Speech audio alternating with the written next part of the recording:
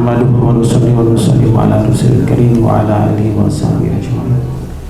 وقال تعالى بكتابه الكريم أعوذ بالله من الشيطان الرجيم كنتم خير أمة أخرجت للناس تأمرون بالمعروف وتنهون عن المنكر وتؤمنون بالله ومن أحسن قولا ممن دعا إلى الله وعمل صالحا وقال إنني من المسلمين. وقال رسول الله صلى الله عليه وسلم beliau ani mulai amat. Bapak Ibu yang Allah SWT, sebelum kita mulai pada topik yang diberikan, mari kita berdoa agar dua undang-undang yang hari ini masih tertahan di DPR, yaitu undang-undang perampasan hak milik dan pembatasan uang kartal ini bisa disahkan. Karena kalau ini disahkan, ini satu kemajuan yang besar dalam sistem sogok menyogok, suap menyuap, riba, yang itu semuanya tidak memberikan berkah pada bangsa kita ini. Satu contoh misalnya pembatasan uang kartal ini menyebabkan calon anggota DPR ini tidak bisa suap menyuap karena dibatasi belanja uang cash. Belanja uang cash hanya dibatasi 20 juta, sisanya harus dengan transaksi elektronik. Itu artinya apa? Sogok menyogok dengan uang itu teramati oleh PPATK gitu. Dan ini dibenci oleh pengurus partai, anggota partai, siapapun yang menjadi anggota dewan. Sedangkan perampasan uang milik ini adalah yang ditakuti koruptor itu bukan penjara, Pak, dimiskinkannya dia. Seperti yang terakhir ini petugas pajak itu betul-betul dimiskinkan. Itu uang yang bisa disita. Uang yang bisa disita itu hampir 1 triliun. Sepanjang karir dia di kantor pajak mungkin sekitar 10 tahun lah. Yang ketahuan, yang ada di dalam tangannya Pak Mahfud MD ada 250 petugas pajak yang belum diinvestigasi lagi. Dari 250 itu ada 70 petugas pajak, pejabat tinggi yang memang selalu menerima uang. Kita nggak tahu berapa hartanya, karena itu belum ada persetujuan dari anggota DPR. Nah, saya mulai dari satu peristiwa ini untuk mengantarkan kita pada urgensinya zakat, infak, dan sedekah. Perjalanan saya ke Asia Selatan, ke 3 negara, India, Pakistan, Bangladesh, itu menjadi anak pondok itu menyenangkan karena orang membayar zakat itu ke pondok. Anak pondok itu tidak mengeluarkan uang, diberi uang tiap bulannya, dan semua kebutuhan pondoknya dari kitab, makan, minum itu bebas, karena orang berlomba-lomba membayar zakat mal itu ke pondok pesantren. Nah, ini mungkin satu pengantar pentingnya zakat. Satu pengantar pentingnya zakat. Orang dengar ceritalah berapa potensi zakat di Indonesia, sekian ratus triliun loh Pak ya. Tapi nggak pernah ada uang itu, karena orang Islam itu nggak suka bayar zakat. Zakat mal maksud saya. Nah, ini satu perkara yang harus kita pikirkan. Kalau orang zakat mal, satu operation perusahaan katakan setahun cuma 20 juta, mereka keluarkan. Tapi kebayang nggak tagihan zakat malnya setahun 300 miliar? Wow, mikir-mikir tuh mengeluarkan zakat malnya itu. Kalau omset perusahaan tadi sudah triliun, berarti miliaran, ratusan miliar zakat dikeluarkan. Nah, mereka akhirnya nggak keluarkan. Paling itu baru 2,5%-nya. Nah, lebih bagus menyogok petugas pajak agar tagihan pajak ratusan miliar menjadi hanya puluh miliar. Nah, ini yang terjadi hari ini Pak sekalian. Itu sebabnya yang di 3 negara itu saya lihat kehidupan Islam itu begitu makmurnya, meriahnya ya. Anak-anak itu orientasinya memang kepada agama. Ya, ada jadi dokter sebagaimana kita, ada jadi dosen, jadi insinyur, tapi itu hanya bagian kehidupan mereka itu.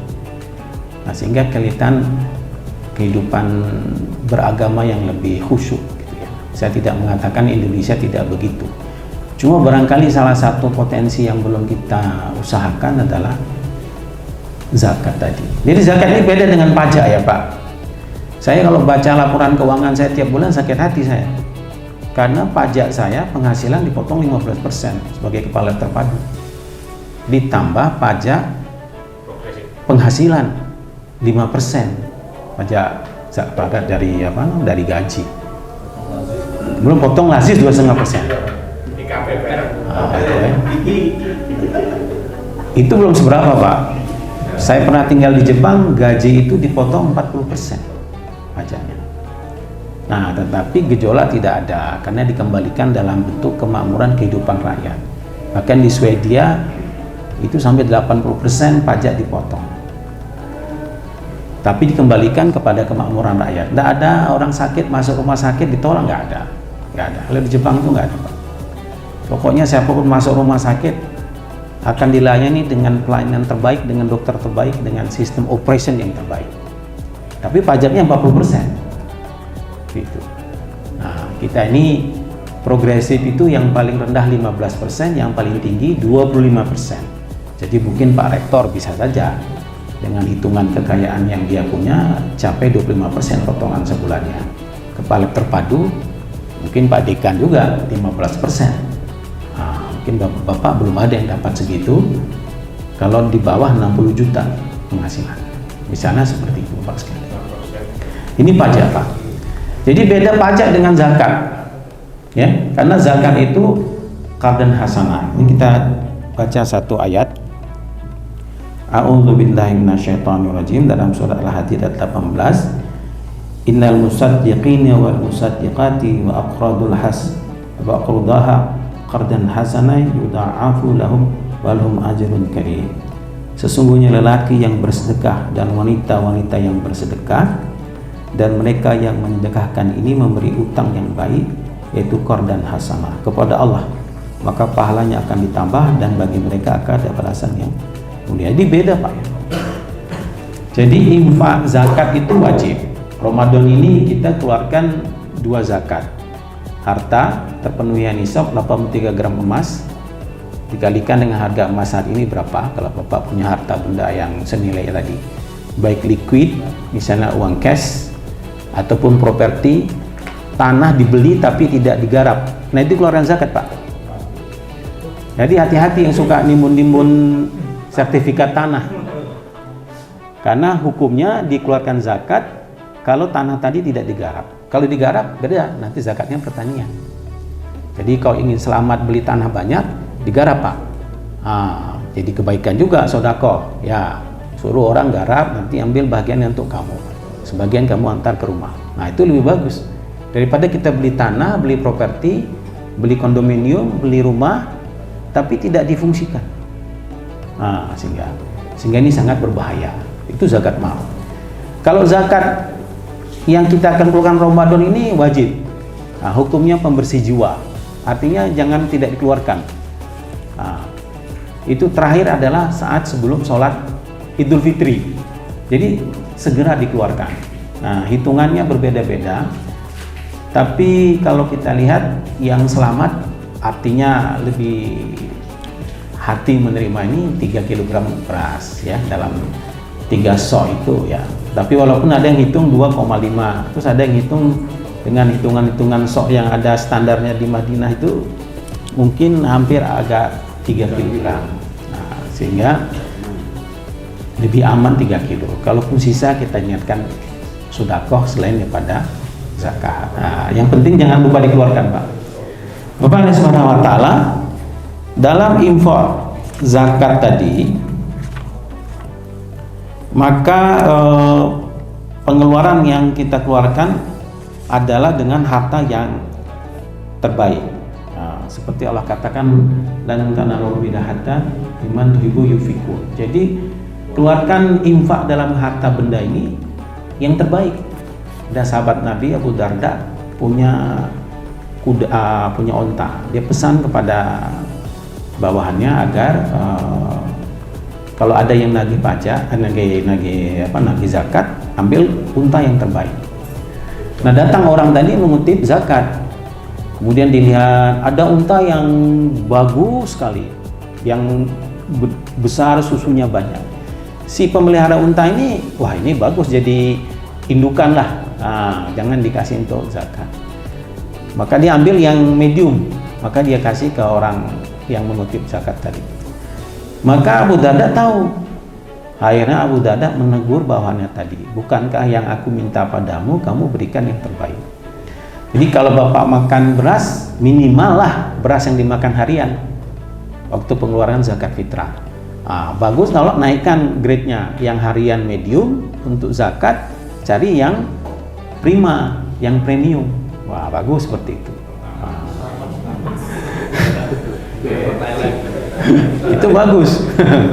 Ya, karena di dalam menginfakkan harta ini ada perlombaan. Ya, ada perlombaan. Jadi fastabiqul khairat, ada perlombaan. Jadi kita berlomba kasih yang paling bagus. Ya, minimal yang kita makan sendiri konsumsi. Tapi kalau kita sedekah, infak. Jadi Qabil dan Habil ini Allah perintahkan dia untuk bersedekah. Maka Qabil dia berpikir, ini kan cuma untuk persembahan saja, sehingga dia pilihlah barang-barang yang tidak begitu berkualitas. Sedangkan Habil itu memilih kambingnya yang paling bagus, diberikan kepada Ta'ala. Jadi Allah terima, sedangkan yang satu saudaranya tidak Allah terima. Jadi yang diberikan yang terbaik. Nah, karena itu kalau kita berinfak, infak yang terbaik. Sering kita lihat kalau ada acara-acara tabligh akbar, bawalah infak yang terbaik. Artinya kalau ada uang 100.000 ya 100.000 lah. Tapi saya pernah lihat orang, dia sedekah itu rupanya niatnya cuma 20.000, jadi dia cari uang receh tukarannya di dalam kotak itu. Itu sering juga saya lihat. Jadi dikasih 100, terus dia cari tukarannya, diambil. Kok ditarik lagi, Pak? Saya niatnya cuma 20.000 Mas. Karena amal sesuai niat katanya. Oh iya betul juga. Jadi intinya seperti itu. Nah, sekarang di Ulil Albab itu kalau mau sedekah kotak Jumat sudah ada GPN-nya. Sehingga Bapak keluarkan yuris tekan mau berapa, di situ orang nggak tahu mau berapa. Sana seperti itu. Bapak Subhanahu, jadi infak zakat wajib harta dengan ukuran 83 gram emas, ya. Kemudian versi lain dari zakat yang kita minta adalah misalnya zakat profesi berupa gaji. Nah, ini bapak-bapak kalau mau sekiranya ada kerelaan ya boleh dipotong gajinya sama Laziz, ya. Laziz itu mula-mulanya waktu dulu kita mulai itu setahun itu cuma 100-200 juta. Sekarang laporannya di meja saya 2-3 miliar sudah. Itu baru dari gaji UI aja. Ya. Ditambah zakat-zakat mal yang mungkin dikeluarkan oleh Bapak Ibu dosen dan para pegawai. Ini sudah 2-3 miliar, dan itu sudah bisa memberikan manfaat banyak pada saudara-saudara kita yang memang sangat membutuhkannya. Seperti itu, Pak. Nah, kita berharap UI menjadi pionir itu menaikkan jumlah zakatnya. Kalau bisa 10 miliar setahun fantastik gitu. Nah, mungkin ya, setidaknya dari UI lah. Kalau kita gabung seluruh instansi yang ada di UI di Jogja mungkin bisa lebih banyak jadinya. Nah, yang kedua adalah sedekah. Sedekah ini berbeda Bapak sekalian. Kalau zakat ini ada waktunya, ada jumlahnya, ya. Sedangkan sedekah ini tidak terbatas. Jadi karena hasanah pembelian yang terbaik oleh Ta'ala itu sedekah. Jadi sedekah ini bisa kita keluarkan kapan saja, di mana saja, dalam keadaan apa saja. Bahkan orang pun sakit pun bisa sedekah. Sehat apalagi itu sedekah terbaik. Jadi sedekah terbaik itu dalam keadaan sehat, punya banyak harta, memberikan hartanya.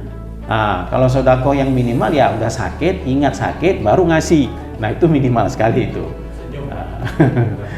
Jadi karena itu sedekah lah selagi kita bisa sedekah. Nah, sedekah itu bisa harta, waktu dan diri. Kalau kita datang ke kantor MIPA, ke lab terpadu, niatnya sedekah diri, harta dalam bekerja yang kita punya, maka berikanlah waktu yang terbaik. Jadi bukan waktu yang tersisa. Jadi beri yang terbaik. Kalau jam 8 sampai jam 4 kita bekerja, itulah waktu terbaik yang kita berikan kepada MIPA. Ya, memang ada imbalannya, akhir bulan dapat gaji. Tapi niat sedekah kepada waktu, imbalannya di sisi Allah Ta'ala. Nah, ini yang tidak terbatas, ini yang kita cari. Jangan sampai imbalannya hanya diukur dalam ukuran-ukuran keduniaan yang kita miliki saat seperti ini. Karena itu Bapak sekalian, maka di akhirat nanti ketika orang masuk dalam kehidupan akhirat, semuanya akan menyesal. Yang beramal menyesal juga karena amalnya ternyata kurang, apalagi yang tidak beramal. Mereka minta kembali ke dunia sesaat, seadan. Penafsiran ulama, sedetik bisa, semenit bisa. Amal yang mereka kerjakan cuma satu, bukan sholat, tapi sedekah. Jadi amal yang tidak terbatas unlimited itu sedekah. Kalau sholat ada waktunya, kapannya, berapa jumlah rakaatnya. Ya. Tapi sedekah tidak terhitung jumlah. Nah, karena itu sedekah ini memiliki nilai yang sangat fantastik di sisi Allah Ta'ala. Ya. Misalnya dalam bersedekah tadi memiliki nilai dikembalikan hartanya 10 kali lipat dengan sedekah. Karena ada 3 harta yang dikembalikan, Pak. Pergi haji, sedekah, dan pergi jihad fisabilillah. Itu dikembalikan Allah Ta'ala. Ya. Dalam kehidupan dunia mesti dikembalikan sempurna, tidak dikurangi. Nah, karena itu sedekah ini dorongan menginfakkan harta yang tidak terbatas. Kalau zakat ada waktunya, kapannya, ada nisabnya. Kalau sedekah tidak ada. Nah, kita bersedekah yang terbaik dengan harta. Saat kita sehat, saat kita sedang banyak-banyaknya, itu sedekah paling bagus. Ya, yang paling minimal ya kalau sedang sakit, kemudian kita ingin kemalangan hilang dari keluarga, itu yang sangat minimal. Sebab sedekah ini memiliki selain simpanan harta Allah Ta'ala juga proteksi, yaitu menjauhi bala dan bencana. Nah, maka sering kita bersedekah kepada siapa saja yang kita bisa sedekahkan. Nah, sedekah yang paling utama dengan harta kita. Kalau nggak punya, dengan amal kita, ya. Barangkali duduk, kirimkan Fatihah ke Pak Rianto. Nah, Pak Rianto udah menjaga kita sepanjang tahun. Duduk sebentar, satu baca Fatihah, kirim ke beliau. Kalikan jumlah yang duduk hari ini udah berapa beliau dapat. Nah, atau kita sedekah kepada istri kita. Kita sudah memang sebagai suami, apa yang kita suapkan kepada mulut istri sedekah. Luar biasa itu. Jadi jeripayah kita bekerja di MIPA, pulang ke rumah sedekah. Nah, bahkan hubungan suami istri sedekah. Maka ditanya sahabat, ya Rasulullah, bagaimana itu hubungan suami istri, kan menuntaskan hasrat kok sedekah. Maka dikatakan Nabi, sebagaimana dosa yang kamu dapat menuntaskannya dengan yang haram, seperti itu pula yang halal Allah berikan pula.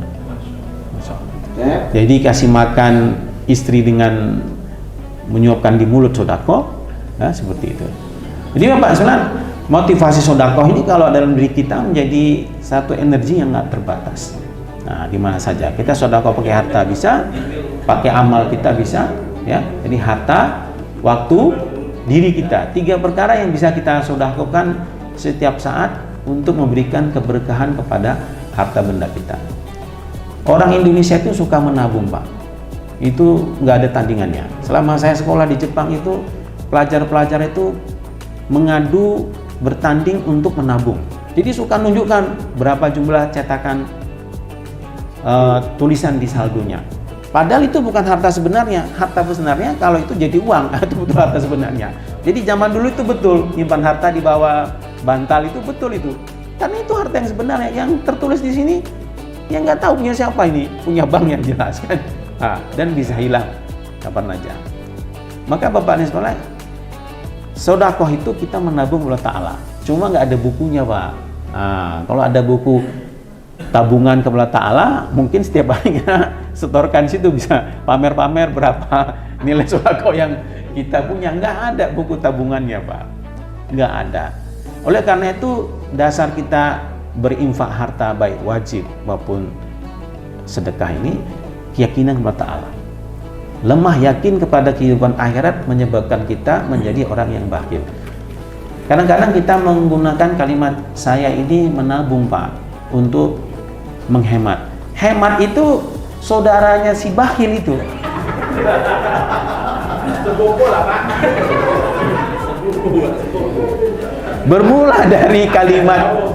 Bermula kalimat menghemat, akhirnya seret dalam pengeluaran sedekah.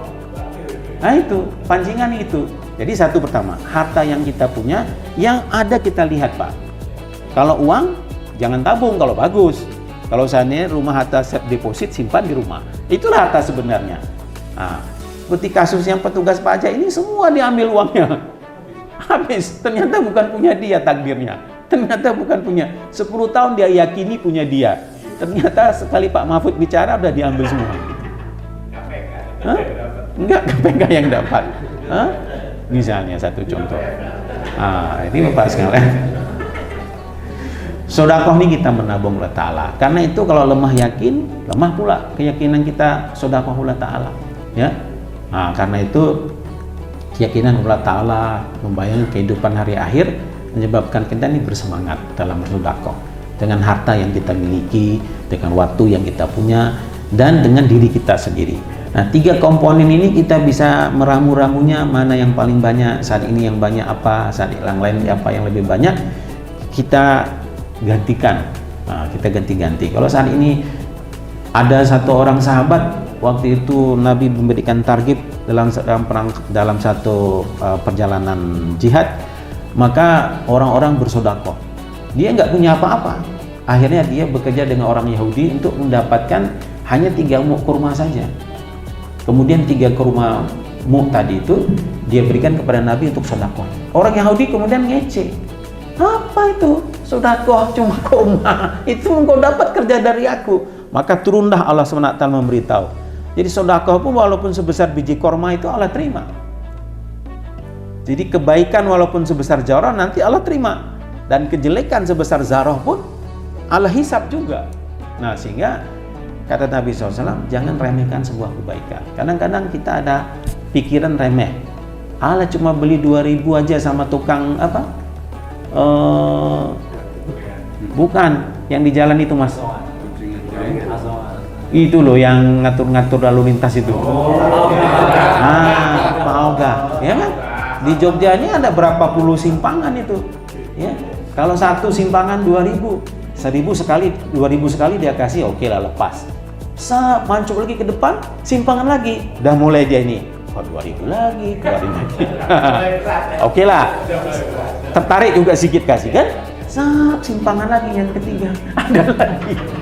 Sehari mungkin 10.000 keluar. Tapi kalau kita niat sedekah, mudah saja. Mudah saja. Jangan lupa Pak, kalau kasih yang Pak Ogah di jalan tadi, waktu ngasih, Mas, jagi sholat nggih. Dia bilang aja, nggih Pak, walau alam, tapi udah niat dia. Jadi jangan lupa kita beri takib agama kepada dia. Jangan kasih aja, kita bilang, Mas, jagi sholat nggih. Nggih Pak, matur nuwun. Paling tidak niat dia loh, ucapan secara lisan dia mau menjaga sholatnya, sehingga kita sudah dapat pahala dari keniatan orang untuk berbuat kebaikan. Jadi Bapak Rasulullah, saya simpulkan, maka dengan zakat itu akan menguatkan ruhnya Islam, karena dengan zakat itu kita punya modal yang banyak selain baitul mal sebetulnya, ya kan? Jadi dengan zakat itu kita punya banyak tabungan yang bisa digunakan untuk kebaikan umat. Misalnya MIPA pun kalau mau menggerakkan dalam bentuk baitul mal bagus misalnya, ataupun zakat dalam hati yang bisa dihitung, sehingga banyak hal yang bisa kita buat dari MIPA untuk kebaikan umat dan untuk kebaikan kita sendiri juga sebetulnya. Kemudian untuk sedekah, ini adalah hak pribadi masing-masing, menginfakkan harta sesuai dengan kemampuan mereka, baik harta, waktu, dan diri mereka. Oleh karena itu dalam sedekah ini kita berlomba memberikan yang terbaik kepada Ta'ala, ya. Kalau kita diminta sedekah, kasih yang terbaik. Jangan yang terjelek, minimal medium lah yang kita gunakan.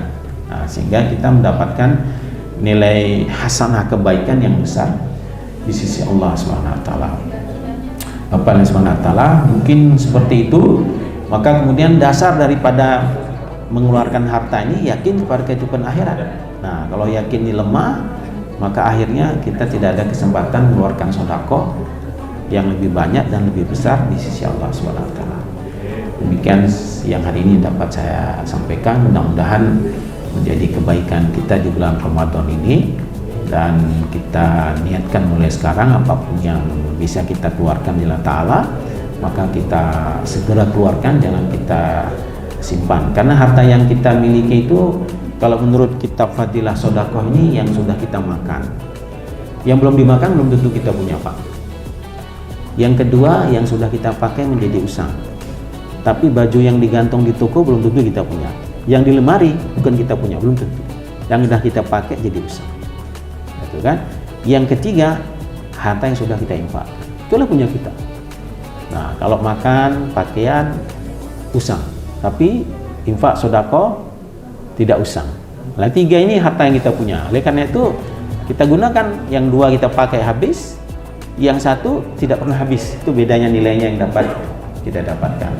Demikian Bapak Subhanahu wa taala, untuk kesempurnaan majelis siang hari ini mari kita tutup dengan kifaratul majelis.